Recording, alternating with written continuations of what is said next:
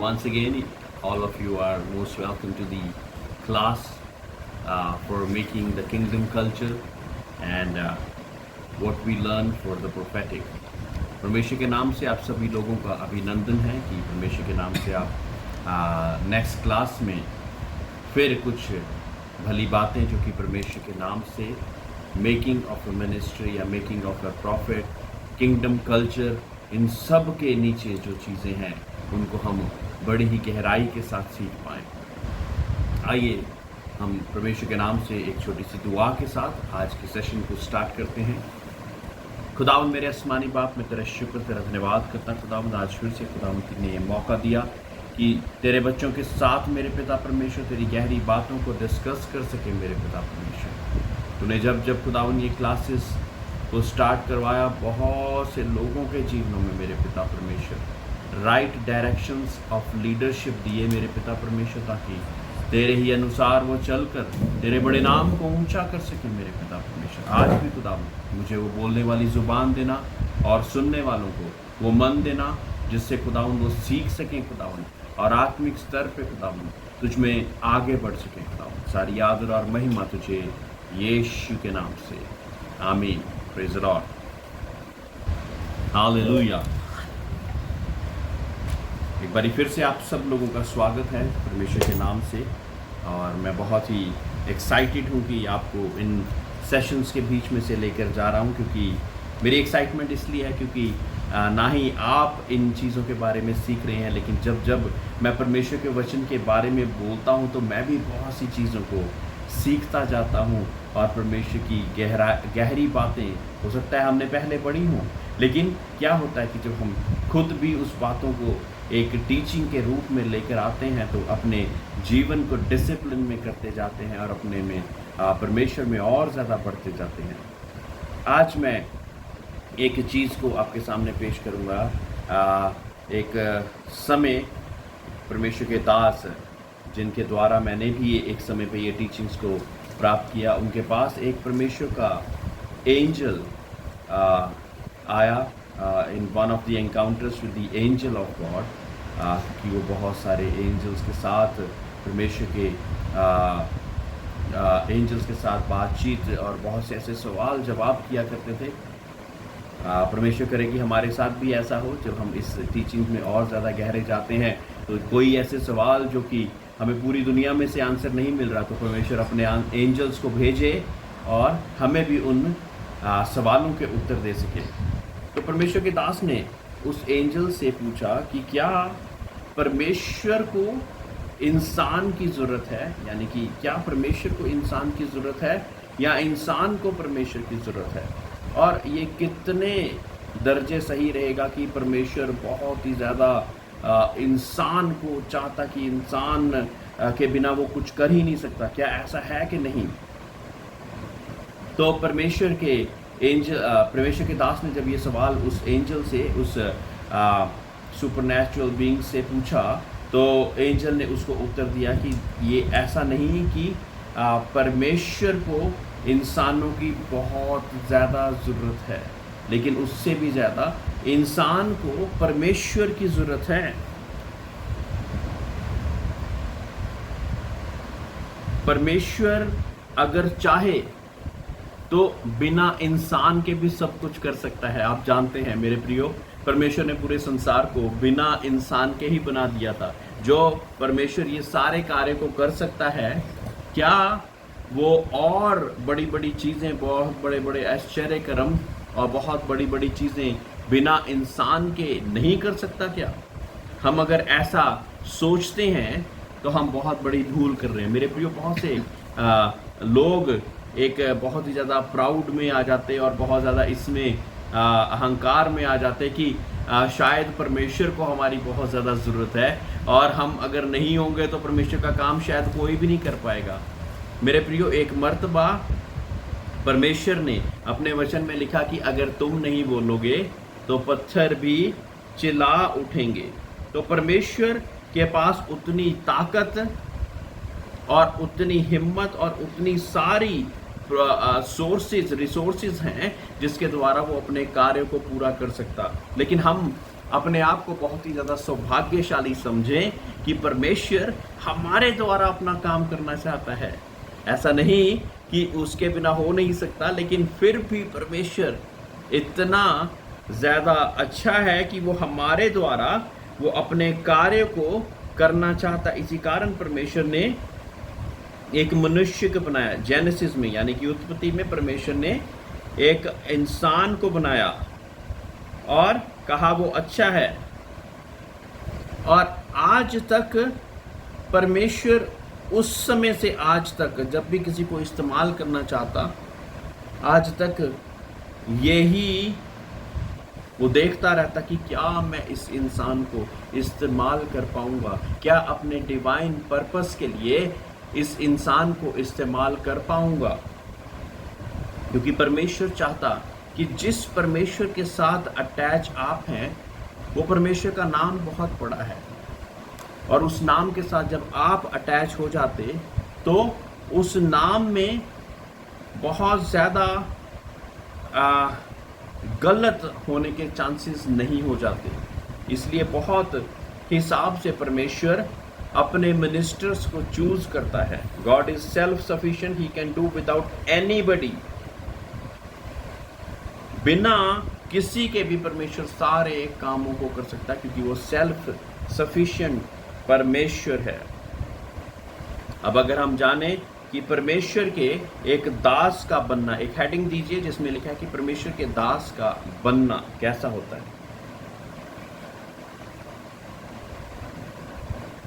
तो परमेश्वर को कुछ ऐसा करना पड़ता है कि जिस हिसाब से परमेश्वर चाहता, यानी कि उस मर्जी के अनुसार जब हमें बनाना चाहता कि वैसा व्यक्ति जैसा जिस व्यक्ति को वो इस्तेमाल कर सके, तो क्या क्या होता है। समटाइम्स परमेश्वर आपको माउंटेन्स पे लेके जाएगा, पहाड़ों पे लेके जाएगा प्रार्थनाओं के लिए, किसी विल्डरनेस के द्वार उसके बीच में से लेके जाएगा। समटाइम्स कुछ ऐसी जगहों पे लेके जाएगा जहाँ पे आप जाना ही नहीं चाहते थे। आप देख सकते हैं कि यूहन्ना कहाँ रहा करता था, एलिया कहाँ रहा, जीसस को परमेश्वर ने कहाँ पे विल्डरनेस में और अलग अलग जगहों के बीच में एक मेकिंग प्रोसेस को पूरा करने के लिए परमेश्वर वहाँ पर लेकर गया।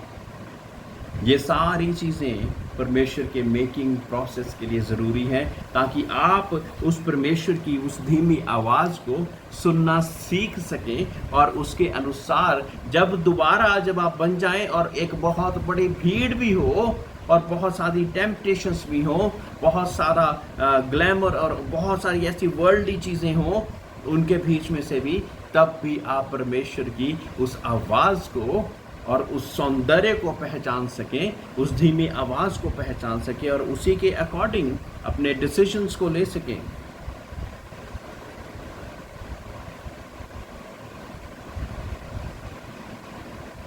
परमेश्वर ऐसी सिचुएशन कई बार हमारे जीवन में पैदा कर देता कि सारे द्वार हमें लगता कि बंद हो गए, हमारे रिश्तेदारों के द्वार बंद हो गए, हमारे सगे संबंधियों के द्वार बंद हो गए, हमारे कुछ ऐसे व्यक्ति जिन पर हम बहुत ज़्यादा ट्रस्ट किया करते थे, इन सब के द्वारों को बंद करने की योजना परमेश्वर बना लेता। किस कारण? ताकि आपकी टोटल डिपेंडेंसी परमेश्वर पर हो सके। कई बार आपको अकेले घर पर रहना मुश्किल होगा और परमेश्वर चाहेगा कि आप उस सॉलिटेयर प्लेस में परमेश्वर को सीख करें, परमेश्वर को खोजें, क्योंकि परमेश्वर का वचन क्या कहता है? जो खोजते हैं वो पाते हैं। May be alone at home, at a solitary place, और ऐसी अलग अलग जगहों पर परमेश्वर आपको लेकर जाएगा ताकि परमेश्वर आपको बना सके।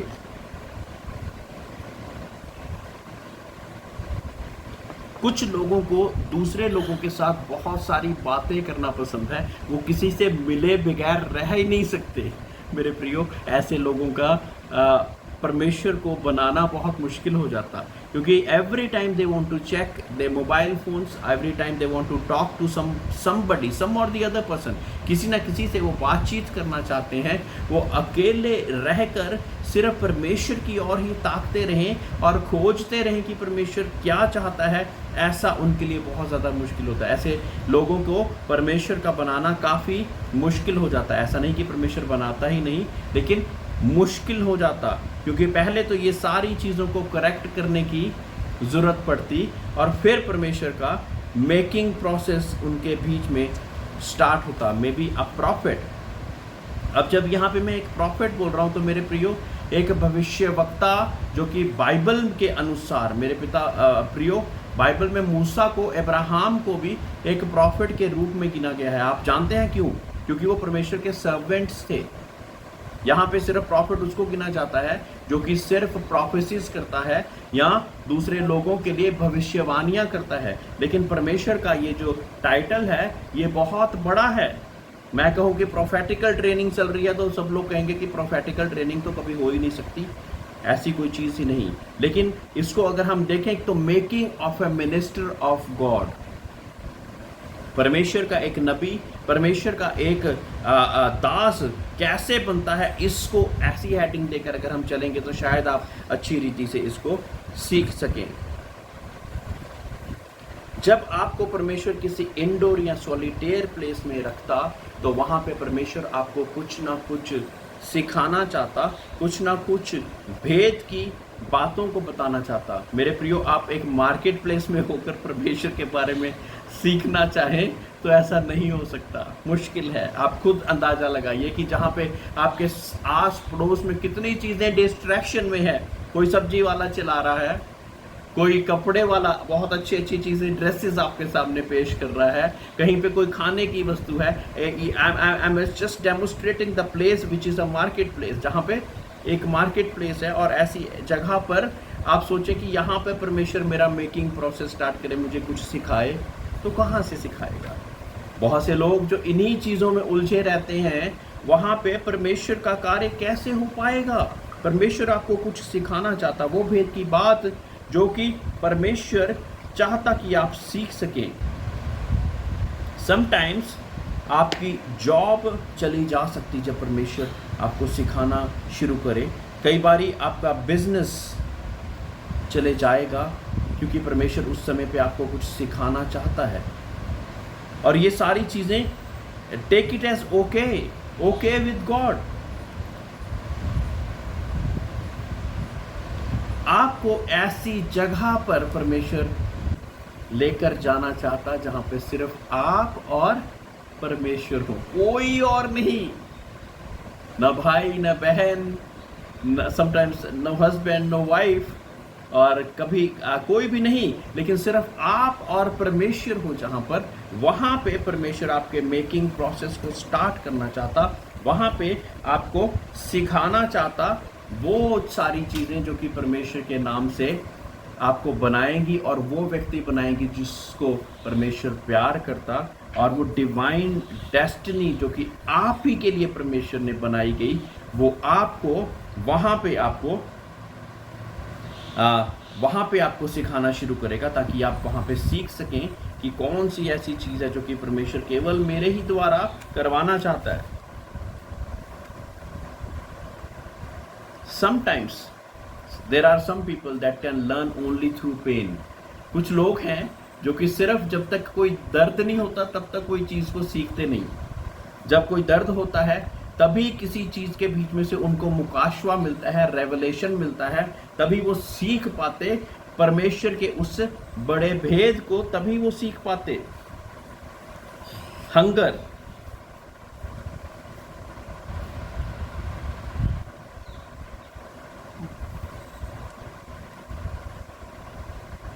परमेश्वर आपको कई बारी भूखा रहने के लिए कहेगा ताकि उस भूख में आप परमेश्वर को सीख कर सकें।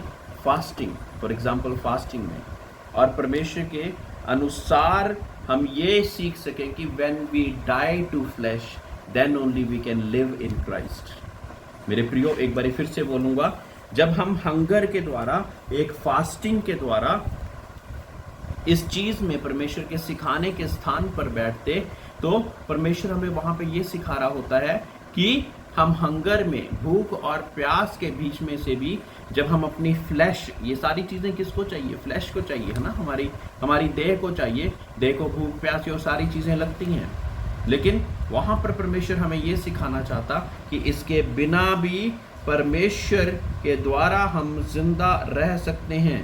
When we die to the flesh, we can live in the spirit, in the name of Jesus. कुछ चीजें ऐसी होंगी जो कि परमेश्वर आपको छोड़ने के लिए बोलेगा, जिनसे आप बहुत ज्यादा प्यार करते हैं, बहुत ज्यादा मोहब्बत करते हैं। आप चाहते कि उन चीजों को आप छोड़ ही नहीं सकते, लेकिन मेरे प्रियो, वो चीजें आपके परमेश्वर के समय को बर्बाद अगर कर रही हैं, तो परमेश्वर उनको छोड़ने के लिए बोलेगा। बहुत सी ऐसी चीजें मुझे भी छोड़ने को बोला। दर्द होगा जब ऐसी चीजों को छोड़ने के लिए परमेश्वर बोलता है। बहुत दर्द होता है कई बार, क्योंकि that is very difficult. Our flesh needs talking to people, our flesh needs enjoying with people, talking different kinds of gossips. ऐसी चीजों को परमेश्वर आपसे अलग करता जाएगा, क्योंकि आपको परमेश्वर वो व्यक्ति बनाना चाहता जो कि परमेश्वर के अनुसार हो सकता है आपको वो व्यक्ति, वो चीज़ बहुत ज़्यादा प्यारी हो, बहुत ज़्यादा बेशकीमती हो, लेकिन उस समय पे जब परमेश्वर उस मेकिंग प्रोसेस में लेके जाएगा, तो आपको उस चीज़ से अलग, एक परमेश्वर में जीवन एक अलगता का जीवन है। आपने सुना होगा बहुत से सर्वेंट्स ऑफ गॉड के द्वारा कि एक अलगताई का जीवन कैसे बिताया जाए।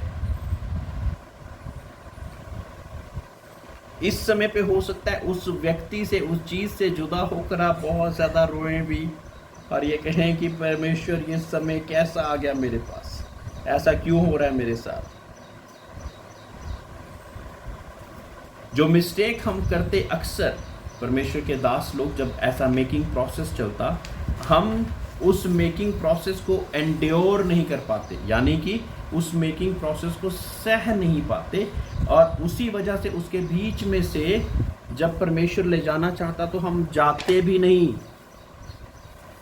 और तब अक्सर ये चांसेस हो जाते हैं कि we go out of that making process, क्योंकि बार बार हम कई बार ये ऐसी प्रार्थनाएं करनी शुरू करते थे कि परमेश्वर ये चीज़, ये व्यक्ति, ये चीज़ मेरे जीवन में दोबारा ला, दोबारा ला, दोबारा ला, दोबारा ला।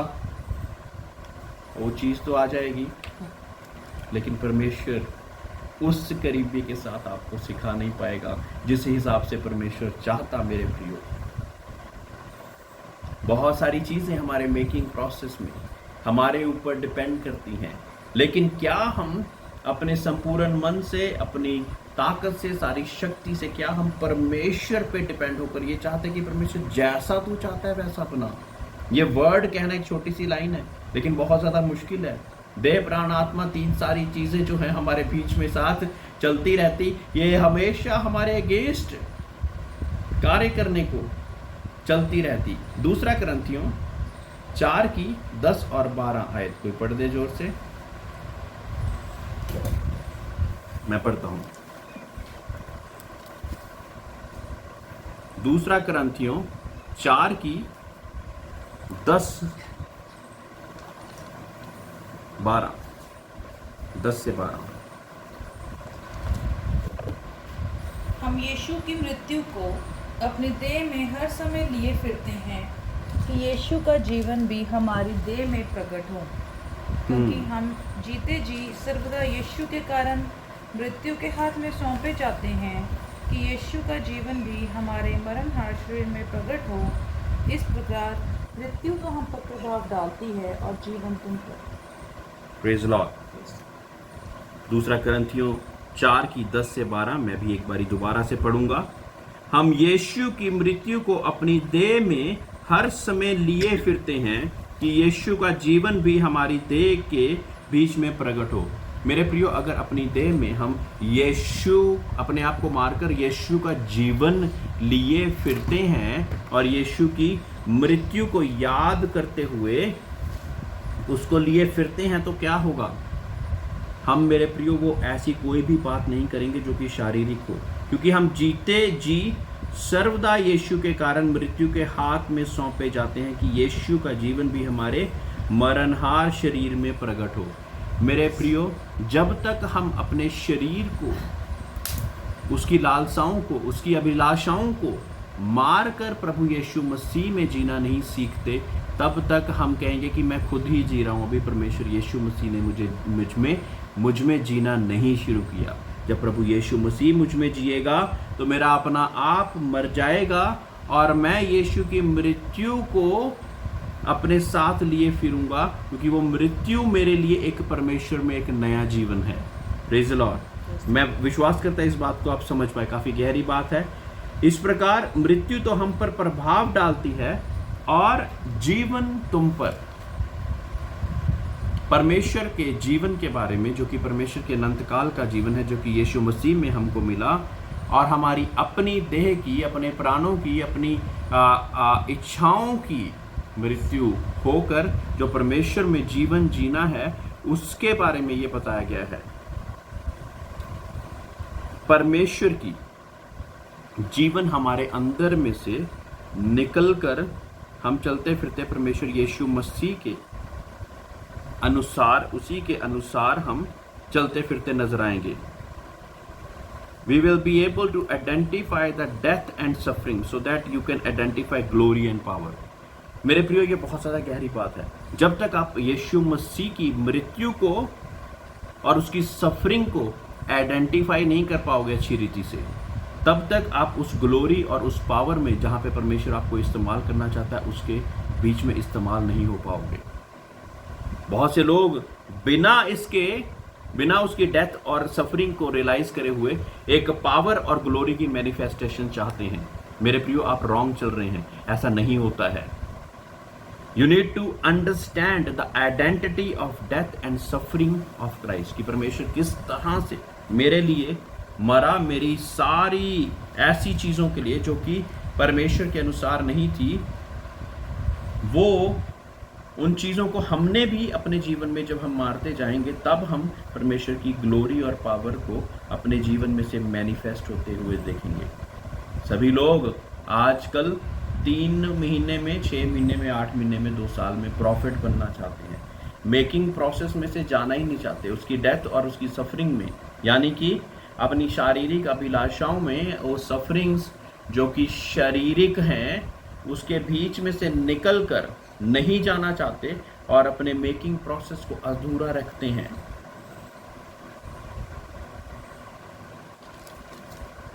बहुत सारी चीजें हैं जिनको मारना पड़ेगा हमारे शरीर में, ताकि परमेश्वर की जिंदगी हमारे बीच में मैनिफेस्ट कर सके। और ये डेली करना पड़ेगा, एक दिन नहीं।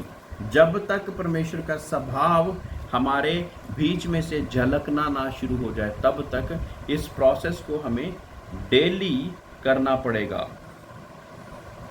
कुछ बातें, वर्ल्डली लस्ट, दुनिया की अभिलाषाएं, दुनिया की चीजें, शारीरिक डिजायर्स, ऐसी चीजों को एक एक करके हमारे जीवन में से निकलना होगा, ताकि परमेश्वर की जिंदगी हमारे बीच में से मैनिफेस्ट कर सके। परमेश्वर की जिंदगी हमारे बीच में से चलती फिरती हुई नजर आनी चाहिए। परमेश्वर का वचन एक जगह पे लिखा, आपको पता है, कि हम परमेश्वर की जीवती पत्रियां होकर इस्तेमाल हो सकें। यानी कि हमारा अपना आप मरा हुआ है, लेकिन हमारे में जो जी रहा है वो परमेश्वर यीशु मसीह है, जिसने क्रूस पर जान देकर हमें उठा लिया, एक नया जीवन बख्श दिया। अक्सर आपने देखा होगा कि जब हम बपतिस्मा लेते और अपने आप की देह की बातों को सबको डुबोकर जब डिप करते, तो कहते वो सारी चीज़ें मर गई और जो अब जी रहा है वो परमेश्वर यीशु के अनुसार है। ऐसा बोलकर हम बपतिस्मा दे देते, लेकिन उसके बाद लाइफ हम अपनी चेंज ना करें तो उसका कुछ भी फायदा नहीं। चाहे आप किसी भी मिनिस्ट्री के लिए आपकी कॉलिंग हो, चाहे टीचर हो, पास्टर हो, प्रॉफिट हो, इवेंजलिस्ट हो, अपोस्टल हो, सब चीज़ों में आपने क्राइस्ट को मैनिफेस्ट कर रहा है। He was all in all. He was a teacher, he was a pastor, he was a profit, he was an evangelist, he was an apostle. वो सारी चीज़ों को पोर्ट्रे करता हुआ फिर भी परमेश्वर की आज्ञाकारिता में चलता गया उसी रीति से। चाहे आपकी टीचिंग की कॉलिंग हो, पास्टर की हो, इवेंजलिस्ट की हो, प्रॉफिट की हो, अपोस्टल की हो, सब चीज़ों में हमें क्राइस्ट मसीह हमें जिंदा दिखना चाहिए। परमेश्वर का नाम ऊपर उठाना है, अपनी मिनिस्ट्री का नाम ऊपर नहीं उठाना है। काफी दर्दनाक बात है। परमेश्वर के नाम को ऊपर उठाना है, अपना नाम या अपनी मिनिस्ट्री का नाम ऊपर नहीं उठाते जाना। These are just names under which the Lord works.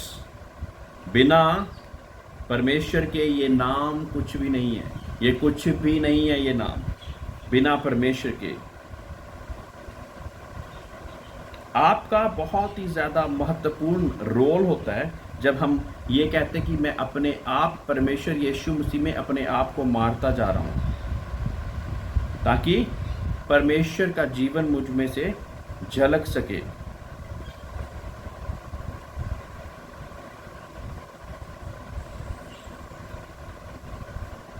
अगर आप चाहते हैं कि आपकी मिनिस्ट्री परमेश्वर की सच्ची मिनिस्ट्री आपके द्वारा ग्रो करे, तो आपका बहुत बड़ा योगदान देना होगा।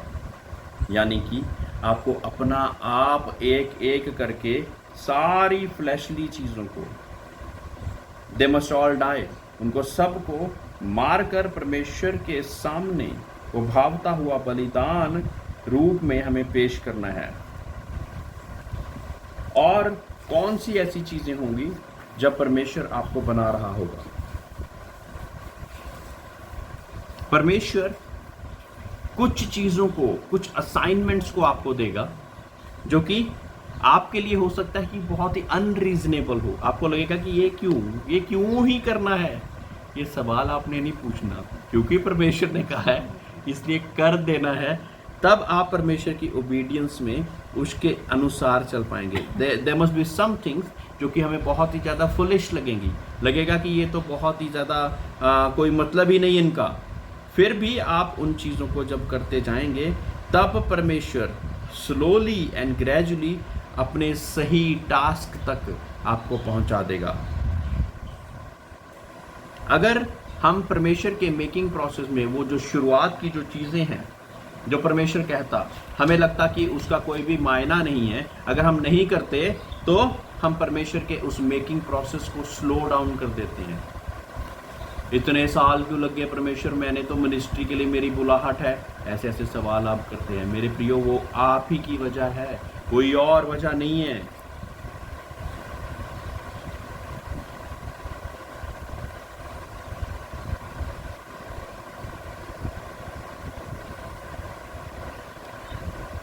परमेश्वर अपने काम को आपसे भी जल्दी, जितना आप सोच भी नहीं सकते उससे भी जल्दी करवाना चाहता, लेकिन he doesn't want you to be untrained and standing at a place.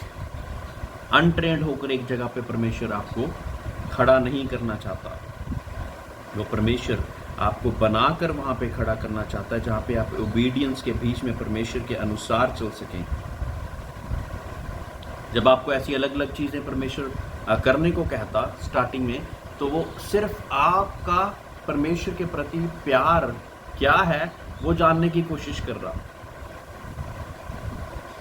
Did that love still manifest in you or not? अगर वो लव, वो प्यार परमेश्वर का हमारे बीच में अभी तक मैनिफेस्ट नहीं करा, तो परमेश्वर और इंतज़ार करता है और ऐसे ऐसे टेस्ट हमारे बीच में देता रहता है। जितना ज़्यादा हम उन बातों को नहीं मानते, उतना ही ज़्यादा हमारा मेकिंग प्रोसेस स्लो होता जाता है और उतना ही ज़्यादा परमेश्वर का काम। और फिर क्या होता है, फाइनली जब बार बार ऐसा करने पर फिर भी हम उस अनुसार परमेश्वर के नहीं चलते, तो finally we are replaced by another person. मेरे प्रियो, ये एक ऐसा काम है परमेश्वर का जिसमें फुल्ली इक्विप होने के बिना परमेश्वर आपको चलाना नहीं चाहता। परमेश्वर आपको ऐसी जगह पर नहीं चलाना चाहता जहां पे आप डिफीट होकर नरक में चले जाएं। सावधान, परमेश्वर नहीं चाहता कि आप ऐसी जगह पर चलें जहां पे आप डिफीट हो जाएंगे और परमेश्वर के नाम से चल नहीं पाएंगे। जो आपका मेकिंग प्रोसेस है, मे बी परमेश्वर अगर आपको चाहता कि आपने इतने घंटे प्रार्थना करनी है ताकि आप परमेश्वर के उस मेकिंग प्रोसेस को कंप्लीट कर सकें, और वो ज़रूरी है to defeat all the principalities and powers of darkness that can work against you, against your calling, आपके अगेंस्ट वो काम कर सकती हैं। तो उसके लिए वो मेकिंग प्रोसेस बहुत बहुत ज़्यादा ज़रूरी है। उस चीज़ को आप अभी नहीं समझ रहे, लेकिन परमेश्वर तो समझ रहा है। Finally if you are not willing to do that, he will finally replace you by another person। बहुत सी मरतबा ऐसा हुआ मेरे पिता प्रियो, वो बहुत ज़्यादा बुरी बात होगी। मैं तो कभी नहीं चाहूँगा कि मेरी जो डिवाइन डेस्टिनी और कॉलिंग परमेश्वर ने लिखी हुई है उसको किसी भी वजह से परमेश्वर को रिप्लेस करना पड़े। मैं तो चाहूँगा कि परमेश्वर तू जैसा चाहे वैसा मुझे बना, उसी रीति से तू मुझे बना। मत्ती 4:1। तब आत्मा यीशु को जंगल में ले गया ताकि इब्लीस से उसकी परीक्षा हो। क्या लिखा है यहाँ पर? क्या आपने ये वर्ष पहले कभी पढ़ी है? तब आत्मा यीशु को कहाँ पे लेके गया? जंगल में लेके गया ताकि इब्लीस के द्वारा उसकी परीक्षा हो। Was it intentional? Yes, it was intentional, my dear brothers and sisters. So that he can complete the making process for Jesus as well। मेरे प्रियो, प्लीज इस बात को समझिए, प्लीज इस बात को समझिए, क्योंकि ये सारी चीजें नेसेसरी हैं हमारे मेकिंग प्रोसेस के लिए, ताकि परमेश्वर को हमें वो स्त्री वो पुरुष बना सके जो कि परमेश्वर के अनुसार है, परमेश्वर की डिवाइन डेस्टिनी और कॉलिंग में उसके अनुसार हम चल सकें। ये मत्ती 4:1 था। अब हम प्रेरितों के काम 8:26 में जाएंगे।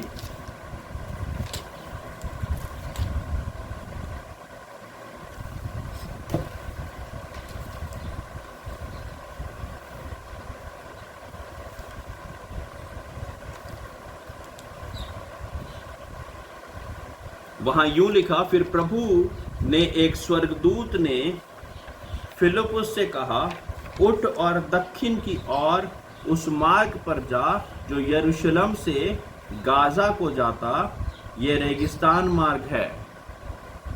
अब परमेश्वर एक स्वर्गदूत के द्वारा फिलिप्पुस से कह रहा है कि उठ और दक्षिण की ओर जा, उस मार्ग पर जा, यरूशलेम से गाजा की ओर जाता है, ये रेगिस्तानी मार्ग है। तो एक कमांडमेंट परमेश्वर की आई, स्वर्गदूत के द्वारा आई और फिलिप्पुस के पास आई, और वो मार्ग रेगिस्तान था। क्या फिलिप्पुस ने इनकार कर दिया? नहीं, उसने इनकार नहीं किया। परमेश्वर बहुत सी मर्तबा आपको छोटी छोटी इंस्ट्रक्शंस देनी शुरू करता है। पहले वो छोटी छोटी इंस्ट्रक्शंस जब हम ओबे नहीं करते तो बड़ी इंस्ट्रक्शंस नहीं देता कभी भी। माइंड इट, छोटी छोटी, दोबारा बताऊंगा, परमेश्वर आपको पहले एक छोटी छोटी असाइनमेंट, छोटी छोटी इंस्ट्रक्शंस देनी शुरू होगा, और जब हम उसके प्रति ओबीडिएंट रहेंगे, आज्ञाकारी रहेंगे और उसके अनुसार चलते रहेंगे, तो परमेश्वर आपको फिर बड़ी इंस्ट्रक्शंस भी देनी शुरू करेगा।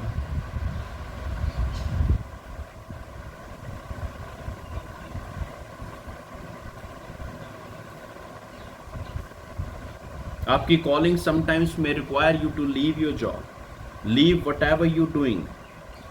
तो वहाँ पर परमेश्वर के अनुसार आप कन्फर्मेशन लेकर उसके अनुसार वो स्टेप लें और परमेश्वर के साथ वो स्थिर स्टेप को लें। और हो सकता है कि उस समय पे, जिस समय पे आपने अपनी जॉब को छोड़ दिया है, परमेश्वर आपको उस समय पे छोड़ने के बाद कह रहा हो कि मेरे नाम से इस दास के, इस दासी के जीवन में बो, फाइनेंशियली बोल रहा हूँ मेरे प्रियो, do something for that person, do something for that person, and if we are able to obey that commandment, उसके पीछे परमेश्वर ने बहुत कुछ रखा होगा। समटाइम्स हम परमेश्वर के सामने कुड़कुड़ाना शुरू कर देते, परमेश्वर मैं तो जॉब छोड़ के तेरे लिए बैठा हूँ, अपना बिजनेस छोड़ के लिए तेरे लिए बैठा हूँ, तू यहाँ पे मुझे कह रहा है कि मैं उस दास के जीवन में बोऊं, तू जानता है मेरे पास कुछ भी नहीं है। परमेश्वर मेरे प्रियो आपसे भी अच्छा जानता है कि जो कुछ है तेरे पास, उसके बीच में से आप कैसे बोएंगे आप बेहतर जानते हैं। Sometimes he will say give whatever you have, half किसी को दे दो, आधा किसी और को दे दो। This is just his love testing, जो परमेश्वर आपकी लव की टेस्टिंग करेगा कि कितना प्यार आप परमेश्वर से करते हैं, कितनी आपकी डिपेंडेंसी परमेश्वर पे, क्या उसकी इंस्ट्रक्शंस को आप कितनी संजीदगी के साथ ओबे कर रहे हैं। जब आपको परमेश्वर ऐसी कोई स्ट्रॉन्ग इंस्ट्रक्शन दे तो प्लीज ओबे करें उसको, उस इंस्ट्रक्शन को जरूर ओबे करें। Sometimes there will be exposure to thick darkness, exposure to thick darkness. Making process में समटाइम्स ये हो सकता है कि आपको एक बहुत ही अंधेरी चीज़ का एक्सपोजर परमेश्वर देगा। कुछ टेम्पटेशंस होंगे, कुछ ट्रायल्स होंगे, कुछ सफरिंग्स होंगे। क्या आपको पता है कि जो रूट्स हैं, roots they grow under darkness till the time they are manifested, they grow in darkness, nobody knows them. कुछ नहीं पता कि ये बीज बोया हुआ है कितना बड़ा होगा, क्या काम करेगा, कौन सा फल लाएगा, इसकी पत्तियां कैसी होंगी, बड़ी होंगी, छोटी होंगी, कैसी इसकी ब्रांचेस होंगी, कुछ भी नहीं पता होता। लेकिन the roots are growing under the darkness, उस डार्कनेस जहाँ पे कोई भी आपको नहीं जानता, वहाँ से आपकी ग्रोथ शुरू होएगी, वहाँ से आपका मेकिंग प्रोसेस चल रहा होगा।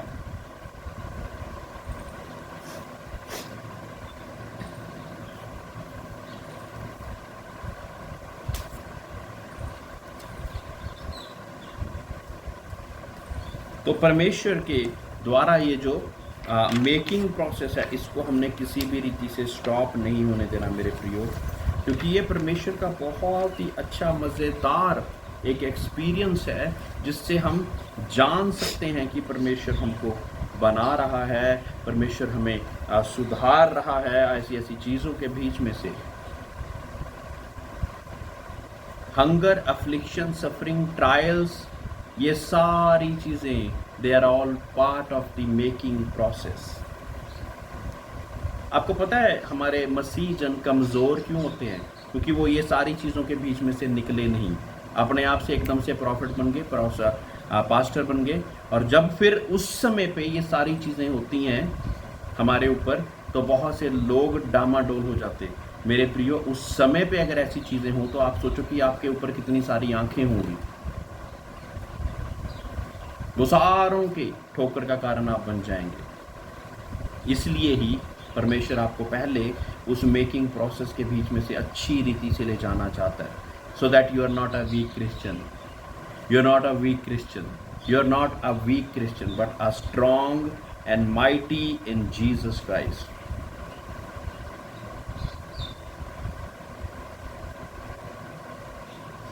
कई बारी कोई व्यक्ति आपसे ऐसी जगह पे हेल्प मांगेगा, पैसे मांगेगा, जहाँ पे आपको पता कि आपके पास देने की क्षमता बहुत ज़्यादा कम है।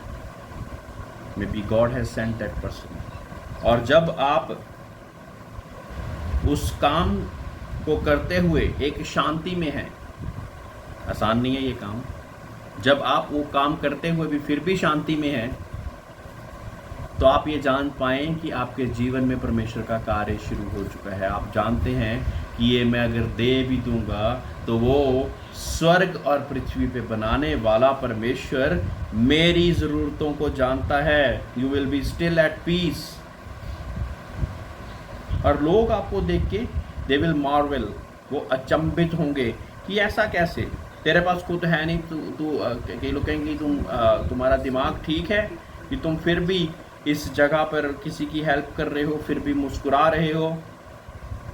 उस समय पे आप परमेश्वर की स्ट्रेंथ को सीखेंगे, the strength that the Lord gives at that moment in time. God can expose you to different kinds of attacks so that you know how to fight. Difficult. Sometimes परमेश्वर ऐसी जगहों पर ऐसे अटैक्स को आपके जीवन में आने देगा ताकि आप जान सकें, आप जीतना सीख सकें। परमेश्वर के एक दास ने कहा कि तूफान उठते ही इसलिए हैं ताकि परमेश्वर के नाम से शांत किए जा सके।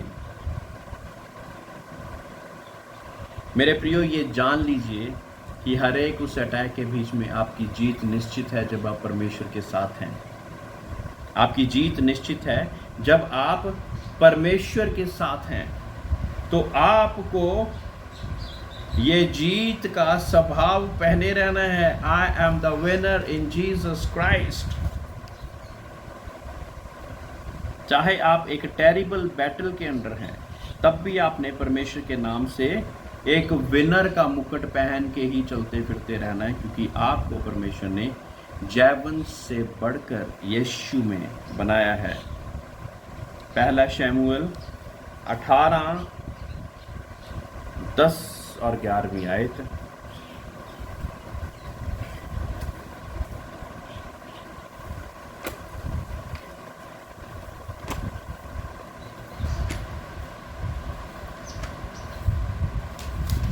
पहला शमूएल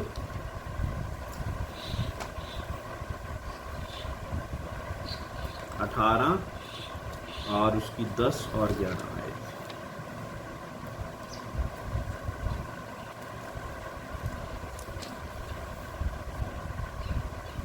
दूसरे दिन परमेश्वर की ओर से एक दुष्ट आत्मा शाऊल पर बल से उतरा और वह अपने घर के भीतर नबूवत करने लगा। दाऊद प्रतिदिन के समान अपने हाथ से बजा रहा था और शाऊल अपने हाथ में अपना भाला लिए हुए था। तब शाऊल ने ये सोचकर कि मैं इसको ऐसा मारूंगा, भाला दाऊद की भेदकर भीत में धंस जाए, भाले को चलाया, परंतु दाऊद उसके सामने से दोनों बार हट गया।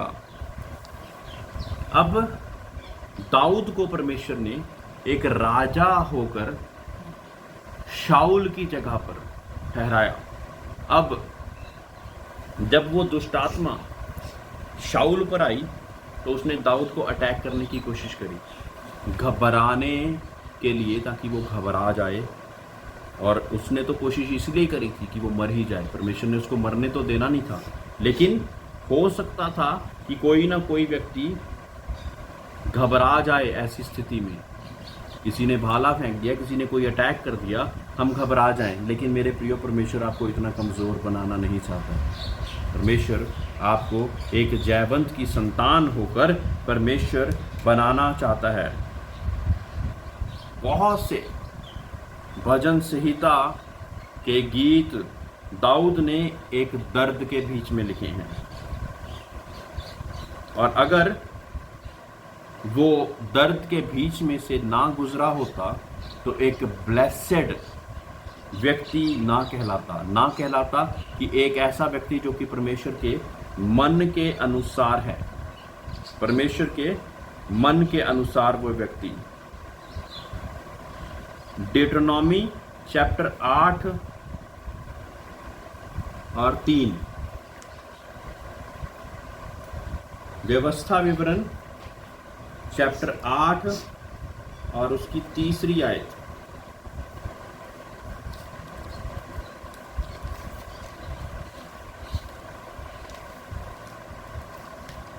Praise the Lord, hallelujah, hallelujah.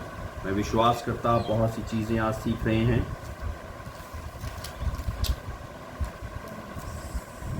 उसने तुझको नम्र बनाया और भूखा भी होने दिया, फिर वह मन्ना जिसे ना तू और ना तेरे पुरखों ही जानते थे वही तुझको खिलाया, इसलिए कि वह तुझको सिखाए कि मनुष्य केवल रोटी से ही नहीं जीवित रहता, परंतु जो वचन यहोवा के मुंह से निकलता है उन ही से वह जीवित रहता है।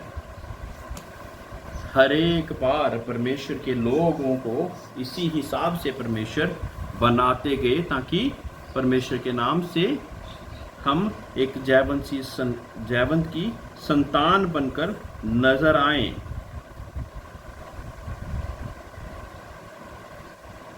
परमेश्वर के दास जिनके साथ मैंने ये ट्रेनिंग को करा था, वो कहते कि जब मैंने पहली बार परमेश्वर की नाम से जॉब को रिज़ाइन करा, तो मैं बहुत से पास्टर्स के पास गया, क्रिश्चियन लोगों के पास गया, और जितने भी लोगों के पास गया उन लोगों ने मुझे ऑलमोस्ट डिस्करेज करा और बार बार मुझे यही कहा कि क्या तू इससे बेहतर कुछ और नहीं कर सकता था।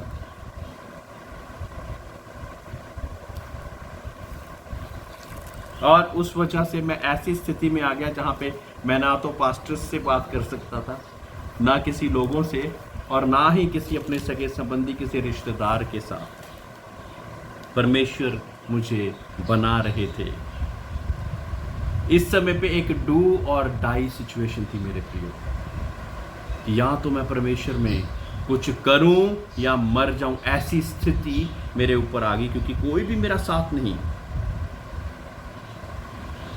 फिर मैंने परमेश्वर से दुआओं प्रार्थनाओं में मैंने खुद भी बोला, परमेश्वर के दास कहते कि मैंने खुद भी बोला कि परमेश्वर या तो तू मुझे मार दे या मेरे लिए तू प्रोवाइड कर, मेरे लिए प्रोवाइड कर या मुझे मार दे, क्योंकि मेरे पास कुछ भी नहीं था। It was nothing that I had. उस समय पे परमेश्वर ने मेरे लिए लोगों को उठाना शुरू करा। Praise Lord. उस समय लोगों को मेरे लिए उठाना शुरू करा।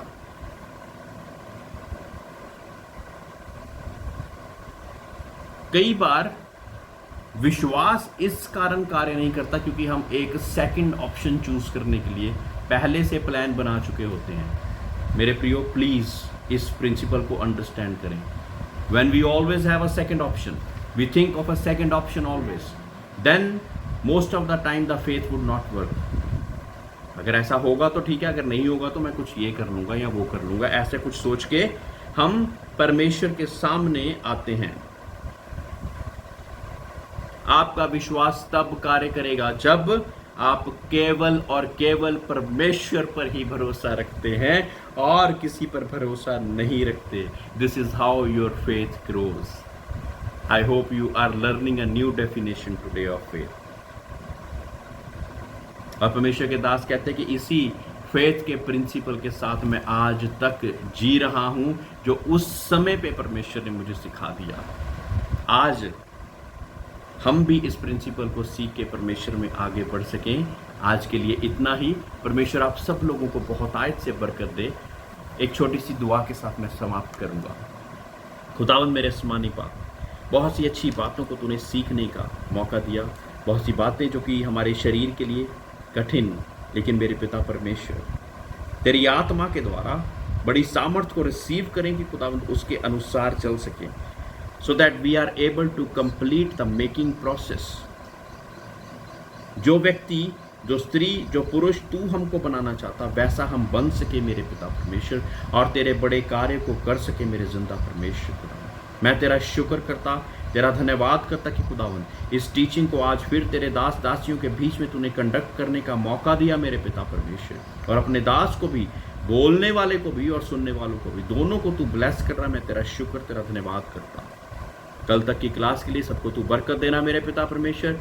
सब लोगों को खुदावंद सारी आदर और महिमा तुझे, यीशु के नाम से, आमीन।